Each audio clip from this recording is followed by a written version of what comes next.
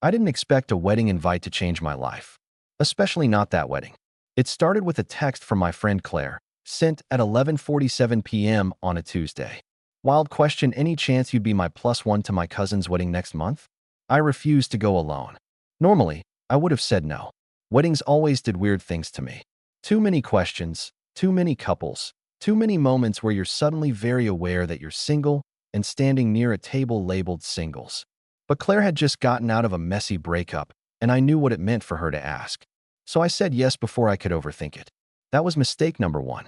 The wedding was in late September, upstate, one of those postcard-perfect venues with a renovated barn, string lights, and a lake that looked like it had been filtered through Instagram in real life. Claire and I arrived the night before, checked into the hotel, and immediately started rating the guests based on vibes alone. It was our usual thing, harmless, sarcastic, comforting. Then I saw him. He was standing near the bar during the welcome drinks, laughing at something someone said, head tilted back just slightly. Tall, dark hair, rolled up sleeves, that effortless kind of attractive where nothing feels intentional but everything works. I noticed him the way you notice a sudden drop in temperature. Immediate. Physical. Okay. I muttered to Claire, nodding in his direction. Who was that? She followed my gaze and smiled. Oh, that's the groom's older brother. William. Of course he was. I felt that internal click of disappointment settle in, familiar and practiced. Groom adjacent was basically off-limits territory. Still, I watched him longer than I should have. He caught me looking just for a second, and instead of looking away, he smiled. Not polite. Not automatic. Something slower. That was mistake number two. The wedding day itself was a blur of sunlight and champagne. Claire looked stunning. The ceremony was emotional in that low-key, sincere way that sneaks up on you. I was doing fine until William sat in the pew in front of us and turned around halfway through, whispering something to his younger brother that made both of them grin. There was something about the ease between them that made my chest tighten. At the reception, we ended up seated at the same table. Completely by accident. Or fate. I still don't know. So you're Claire's date, William said, offering his hand. I'm William. His grip was warm. Steady. I felt it longer than I should have after we let go. I know, I said, instantly regretting it. I mean, she told me. About you. Not like about you. Just dash. He laughed, saving me. Relax. I get it. The night unfolded in stolen moments. A conversation that went a little too long. A shared look across the table when someone told a terrible toast joke. Once, when we both reached for the same bread roll, our fingers brushed and neither of us pulled away right away. Later, when the dancing started and the lights dimmed, he leaned in close so I could hear him over the music. You look like someone who's trying very hard to behave. I swallowed. And you look like someone who enjoys making that difficult. His eyes flicked to my mouth before meeting my gaze again. Maybe. That should have been the end of it. It wasn't. Because when the night wound down and people started drifting back to the hotel, William found me outside by the fire pit, nursing a drink and trying to calm my racing heart. Walk with me, he asked quietly. I knew I shouldn't have said yes. But I did. We didn't go far. Just far enough that the noise of the reception softened into something distant and harmless. The path around the venue was lined with lanterns stuck into the ground, their light low and warm. Crickets filled the gaps in conversation. I remember thinking how intimate it felt, walking beside him like this, not touching but close enough that I could feel the heat off his arm. So, he said, breaking the silence. How do you know Claire? College. We survived a statistics class together. Trauma bonding. He smiled. That tracks. She's got that I've seen some things energy. We laughed, and it eased something in my chest. We talked about easy things at first, work, travel, how he'd flown in from Chicago just for the wedding. He was an architect. Of course he was. Everything about him felt annoyingly put together. Then it shifted. I noticed you earlier, he said, stopping near the lake. The water reflected the lights like scattered stars. At the bar. You looked distracted. Was I? Yeah. Like you were somewhere else. Or thinking about something you shouldn't. I let out a slow breath. Maybe I was thinking about how inappropriate it is to flirt with the groom's brother. He didn't deny it. Didn't laugh it off. He just stepped a little closer. Good, he said quietly. So it's not just me. That was the moment. The exact second where everything tipped from harmless to dangerous. I'm not looking to complicate your family reunion, I said, even as my body betrayed me, leaning in just slightly. I'm not looking to make it complicated either, he replied. But I don't want to pretend I don't feel this. The honesty hit harder than any smooth line could have. My heart was pounding, loud enough that I was sure he could hear it. We stood there, suspended, until voices drifted from behind us, and the spell cracked.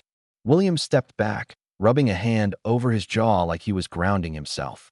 Listen, he said, lower now. I don't want to cross any lines tonight. It's my brother's wedding. Relief and disappointment tangled in my chest. Right? Yeah, that makes sense. But, he added, meeting my eyes again, I'd like to see you tomorrow. Before you leave. Coffee or something. No pressure. I nodded before I could talk myself out of it. Okay. We walked back together, deliberately leaving space between us. When we reached the hotel, he squeezed my shoulder brief, careful, and headed toward the elevators. I watched him go, my entire body buzzing like I'd just stepped out of something electric. That night, sleep was a lost cause. The next morning, I met him in the hotel, trying and failing to look casual. He was already there, sleeves pushed up again, coffee untouched like he'd been staring at it too long. Hey, he said softly. Hey. This time, the conversation was different. Quieter. More deliberate. We talked about relationships, about timing, about the kind of feelings you try to ignore because they're inconvenient. He told me he'd just gotten out of something long-term. I told him I was tired of almosts. I don't know where this goes, he said, fingers circling the rim of his mug. But I know I don't want it to end at a wedding. Neither did I. When we stood to leave, he hesitated, then leaned in not to kiss me, but close enough that his forehead brushed mine. Text me when you get home, he murmured. As I walked away, heart full and spinning, I had no idea how impossible the timing was about to become. The timing unraveled faster than I expected. I texted him when I got home, just like he asked. A simple landed, still smiling like an idiot. He replied almost immediately. Good. I was hoping it wasn't just me. For a few days, it stayed light. Messages here and there. A shared joke about wedding hangovers. A photo he sent of the Chicago skyline from his office window, followed by, hard to focus today. I didn't ask why. I didn't have to. Then reality started pressing in. On Thursday night, he called me. Not a FaceTime, just a voice call. That alone made my stomach flip. I need to be honest with you, he said after a beat, voice quieter than I remembered. Because I don't want to mess this up by pretending it's simpler than it is. I sat on the edge of my couch. Okay. My brother and his husband are leaving for their honeymoon tomorrow, he continued. Before that, there's family stuff. Brunches. Goodbyes. And then there's me going back to my real life. Work. Responsibilities. Distance. The word distance landed heavy between us. I'm not asking you to pretend this is nothing, he said. But I also don't know what it becomes. I stared at the wall, tracing a crack in the paint I'd never noticed before. Are you saying this was a wedding thing? No, he said immediately. I'm saying this is real enough that I'm scared of doing it wrong. That honesty again. It got me every time. We didn't define anything after that. We just kept going. Longer calls. Late-night voice notes. Confessions that came easier in the dark. I learned he took his coffee black, that he hummed when he was nervous, that he'd always been the steady one in his family. The reliable one. The one who didn't get swept up. Until now. 2 weeks later, I flew to Chicago. I told myself it was casual. A visit. A city I'd always wanted to see. But when he met me at baggage claim, eyes lighting up like he couldn't quite believe I was real, all the careful stories I'd told myself fell apart. His apartment was exactly what you'd expect: clean, minimal, big windows, nothing wasted. The guest room door stayed open the entire time. Neither of us commented on it. The first night, we cooked dinner together, bumping into each other in the kitchen, stealing looks we pretended not to notice. Afterward, we sat on opposite ends of the couch, talking about nothing, tension thick enough to feel. This is ridiculous, I said finally, laughing under my breath. We're acting like teenagers. William turned to me. Then come here. So I did. The kiss was slow, careful, like we were both trying to memorize it. His hand rested at my waist, steady but hesitant, as if waiting for permission.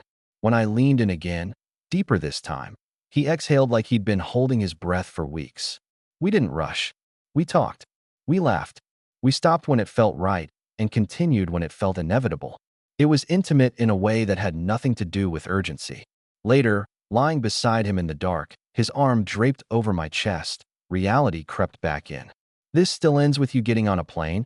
I said softly. "I know," he replied. "And I hate that." The next morning, he was quiet. Thoughtful. Not distant but waited. On my last night there, he sat across from me at his kitchen table, fingers laced together. "I've been offered a position," he said. "Here. It's a big deal." My heart sank, even as I smiled. "That's amazing." "It is," he agreed. Then, quieter, "but it means staying." There it was. The impossible part. No villain. No betrayal. Just timing doing what it does best. "I don't want to ask you to wait," he said. "And I don't want to pretend I don't want more." I reached across the table, took his hand. "Neither do I." But wanting didn't change geography. When I flew home the next day, the goodbye lingered longer than it should have. He pressed his forehead to mine again, just like before. "This isn't over," he said. I wanted to believe him. I tried to go back to my normal life. That was the lie I told everyone. That was the lie I told myself. Work filled my days. Friends filled my weekends. I nodded at the right moments, laughed when I was supposed to. But every quiet space was his. Every pause in conversation, every night when the city noise dipped just low enough for my thoughts to get loud, there he was. We didn't stop talking. At first, it was small check-ins. "Did you eat? How was your meeting?" Then it slid back into what it had been before: Chicago late-night calls, voices soft, conversations stretching until one of us fell asleep mid-sentence. But something had changed. There was an edge to it now, a restraint. Like we were both aware that the longer this went on, the more it would hurt if it broke. 3 weeks after my trip, he texted me in the middle of a Tuesday afternoon. "Can I be selfish for a minute?" I stared at the screen, heart already speeding up. "You always are," I typed back. "Go ahead." He called me instead. "I'm coming out there," he said without preamble. I stood up so fast my chair scraped loudly across the floor. "What?" "I've got a long weekend. I told my boss I needed it." A pause. "I miss you." That did it. Whatever walls I'd been quietly rebuilding collapsed. He came that Friday. Seeing him walk through the arrivals gate again felt unreal, like my brain couldn't quite catch up to my body. He smiled when he saw me, that same slow, knowing smile, and suddenly the weeks apart folded in on themselves. This time, there was no pretending. We didn't rush into anything dramatic. We ordered takeout. We walked my neighborhood. We talked about stupid things and serious ones and all the stuff we'd been holding back. At some point, sitting on my couch, he laced his fingers through mine like it was the most natural thing in the world. "I can't do halfway," he said quietly. "I've tried my whole life. It never works." I leaned my head against his shoulder. "Neither can I." The weekend was perfect in that dangerous way, too easy, too right. The kind of perfect that makes you afraid of what comes next. On Sunday night, lying side by side, staring at the ceiling, he finally said it. "My brother noticed." I turned my head. "Noticed what?" "Us. Or at least me." He exhaled slowly. He asked if I was okay. Said I seemed different. Happy. Distracted. And I asked. I didn't lie, he said. I didn't give details, but I told him I met someone at the wedding. My chest tightened not with fear, but with something heavier. "Realer." He smiled. William continued. Said it figured. Told me it was about time I stopped being careful. I swallowed. That doesn't sound like a bad reaction. It wasn't. He hesitated. But it made it real. Family real. The word echoed. When he left the next morning, the goodbye hurt more than the first time. This time, we both knew exactly what we were risking. After that, things accelerated. Flights booked back and forth. Calendars synced. A toothbrush left at my place. His jacket draped over my chair like it belonged there. We started using words like when instead of if without acknowledging it out loud. Until the night he called me, voice tight. "They want me to lead a new project," he said. 6 months. Possibly more. In Chicago. I closed my eyes. "And I got offered something too," I admitted. "Here. Something I've been working toward for years." Silence stretched between us. Not awkward. Heavy. "We're standing on opposite sides of the same problem," he said. "Yeah," I replied. "And neither of us wants to blink." That night, after we hung up, I sat alone in my apartment, his jacket still hanging over the chair. For the first time since the wedding, I wondered if real love was always about impossible timing. Or if this was the moment we decided to make it possible anyway. We didn't decide anything right away. Instead, we did what people do when the answer feels too big. We delayed it. Labeled it practical. Told ourselves we were being mature. For a while, It almost worked. We kept flying back and forth, stealing time where we could. 2 nights here, 3 nights there. Always arriving like we'd been holding our breath. Always leaving like we were pretending this wasn't slowly carving something permanent into us. The goodbyes changed. Less lingering, more efficiency. Like if we didn't draw them out, they wouldn't hurt as much. That was a lie too. One night, months after the wedding, we were lying in my bed, the window cracked open, city sounds drifting in. William was quiet, staring at the ceiling again. I'd learned by then that silence from him meant he was carrying something he didn't want to drop on me too hard. You ever think about how we started? He asked. At a wedding? I said. Hard to forget. No, he corrected softly. As borrowed people. Borrowed time. That landed heavier than he probably intended. We don't feel borrowed anymore, I said. He turned toward me, propping his head on his hand. That's the problem. A week later, my offer became official. Promotion. More responsibility. The kind of thing you don't turn down without regretting it for years. My friends took me out to celebrate. I smiled for pictures. I drank too much. I avoided my phone. When I finally called him, it was past midnight. I'm proud of you, he said immediately. No hesitation. No guilt tripping. Just pride. That doesn't sound like someone who's okay, I replied. I can be proud and scared, he said. They're not mutually exclusive. We didn't argue. That almost made it worse. A few days later, he invited me to come to Chicago again. No long speech. Just, I want you here. That weekend, something shifted. We talked about logistics, about cities, about what it would actually look like if one of us moved. He admitted he'd always assumed his life would stay centered around his family. I admitted I'd built mine carefully, brick by brick, because I'd never felt safe assuming someone would stay. I don't want to resent you, I said quietly. And I don't want you to resent me. I don't want to wake up one day and realize I played it safe instead of choosing something real, he replied. The night before I left, we didn't sleep much. In the early hours of the morning, he traced slow circles on my arm, like he was memorizing me again. What if the answer isn't sacrifice? He asked suddenly. I turned toward him. What do you mean? What if it's just change? He exhaled. I've spent my whole life assuming stability meant staying put. But maybe it just means choosing where you stand. I didn't say anything right away. I was afraid to breathe wrong and break the moment. 2 weeks later, he came to me with a decision. I asked about transferring the project. He said over the phone, voice steady but tight. It's not guaranteed. It might mean a delay, a step sideways instead of forward. My heart pounded. William, I know, he cut in gently. I'm not asking you to give anything up. I just want to meet you in the middle. For once. I sat down, overwhelmed. Why? I whispered. Because I fell in love with you as a +1, he said simply. And I'm done pretending that's not enough of a reason. Months later, when Claire texted me out of the blue, so, did my wedding ruin your life, or make it? I sent her a photo. William, standing in my kitchen, sleeves rolled up, trying and failing to assemble a shelf. Both, I replied. But mostly the second. Some stories don't start at weddings. Ours just happened to. Life didn't suddenly become easy after that. If anything, it got more real. William didn't move overnight. There were forms, approvals, awkward conversations with his boss, longer than expected silences while decisions moved through invisible pipelines. There were nights where he sounded exhausted, frustrated, scared he'd gambled too much on something that still felt fragile. And there were moments where I felt it too. Like the first time he stayed with me for 3 straight weeks, and we realized how different our routines were. I woke up early, needed quiet, liked my coffee exactly one way.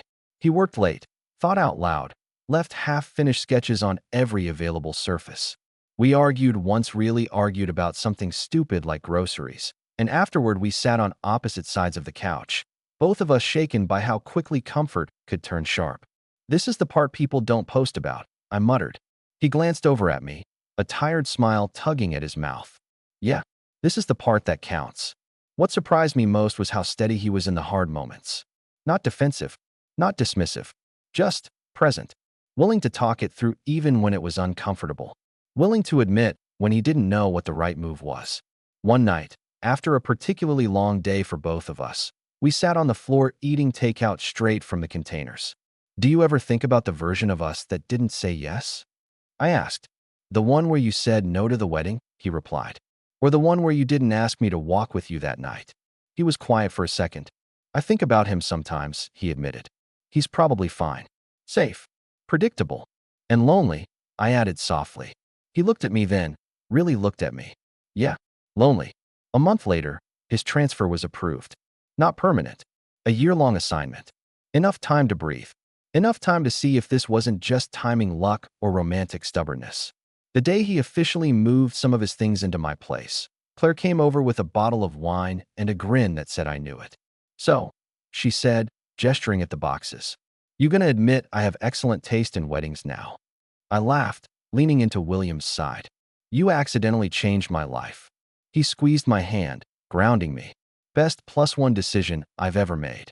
That night, after everyone left and the apartment finally felt quiet again, we lay in bed, limbs tangled, familiar and new all at once. "You know," he said, half asleep, "if anyone asks how we met, I'm telling them it was fate." I smiled into the dark. I'm telling them it was poor judgment and excellent timing. He laughed softly, arm tightening around me. And for the first time in a long time, the future didn't feel like something I had to brace myself against. It felt like something we were walking into together. The first time someone referred to William as my partner out loud, it caught me off guard. We were at a small dinner with friends, nothing fancy, just takeout containers, mismatched chairs, and the low hum of music in the background. One of my friends was telling a story, gesturing wildly, when she paused and said, "Wait, ask his partner. He was there too." Partner. I looked at William. He looked at me. His eyebrows lifted just slightly, like he was waiting to see how I'd react. I didn't correct her. Something settled in my chest then. Not fireworks. Not nerves. Just a quiet sense of rightness. Later that night, when we were doing dishes together, he bumped my hip with his. "You didn't flinch." At what? At that word. I shrugged, trying to play it off, but he could always see through me. Didn't feel wrong. He turned off the sink and faced me fully. Good. Because it doesn't feel temporary to me. That word again, temporary. It had haunted us for months. Long distance. Layovers. Deadlines. And dates. Everything had once come with an expiration attached. Somewhere along the way, without a formal conversation or a dramatic declaration, that timer had stopped ticking. Not because everything was perfect, but because we'd chosen to keep showing up. The year went faster than either of us expected. His project expanded. My job demanded more of me. We learned how to argue without trying to win. Learned when to push and when to let things breathe. Learned that love wasn't the big moments everyone talks about, it was the small negotiations, the quiet compromises, the way he brought me coffee exactly how I liked it without asking. One night, months before his assignment was set to end, we attended another wedding. This one smaller, quieter, less spectacle. As we stood near the back, watching the couple exchange vows, William leaned in. "Funny," he whispered. "Last time I was at a wedding, everything started." I smiled. "And now?" He took my hand, fingers interlacing without hesitation. "Now it's just continuing." After the reception, as we walked home under streetlights instead of string lights, he slowed his pace. "I've been thinking about what comes next," he said carefully. My stomach fluttered not with fear, but anticipation. "Me too. I don't want to keep living like this has an end date," he continued. "I don't want to count months anymore." I stopped walking. He stopped with me. "So don't," I said. He searched my face, like he was bracing for resistance that didn't come. "You'd really be okay with dash? With building something that doesn't need an exit strategy?" I cut in softly. "Yeah, I would." He let out a breath that sounded like relief more than excitement, then smiled, the real one. The one I'd noticed at the bar that first night. The one that had ruined me, in the best way. Sometimes I think about that version of me who agreed to be a +1 just to help a friend out. The one who thought love had to fit neatly into plans, timelines, and geography. He had no idea. About stolen moments. About whispered conversations. About impossible timing that slowly became possible, not because the world changed, but because we did. And every time someone asks how we met, I still say the same thing. It started at a wedding. What I don't always say but always feel is that it's still unfolding. It didn't end with a proposal. I think that's important to say. There was no sudden knee on the ground, no dramatic speech, no perfectly timed sunset that wrapped everything up like a movie. What we had was quieter than that, slower, and somehow more convincing. William's year-long assignment came and went without either of us counting down the days. By the time someone finally asked what he was going to do after, the answer felt obvious. He stayed. Not because he had to, not because I asked, but because, at some point, here had become us. The day he signed the permanent contract, he came home with a bottle of cheap champagne and that same stunned look he'd had at the airport the first time he saw me. "So," he said, setting it on the counter, "I guess this is home now." I leaned against the doorway, watching him, really watching him. The man who had once been the groom's brother. The almost. The bad timing. "Yeah," I said. "It is."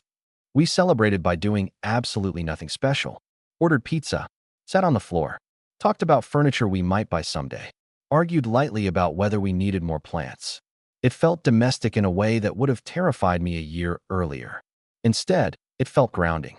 Months later, at another family gathering, this one louder, messier, full of overlapping conversations and shared history, I stood beside him as his brother raised a glass and caught our eye. "To unexpected plus ones," he said with a grin, "and the people they bring into our lives." William squeezed my hand. That night, lying in bed, I thought back to the version of myself who almost said no to that first text.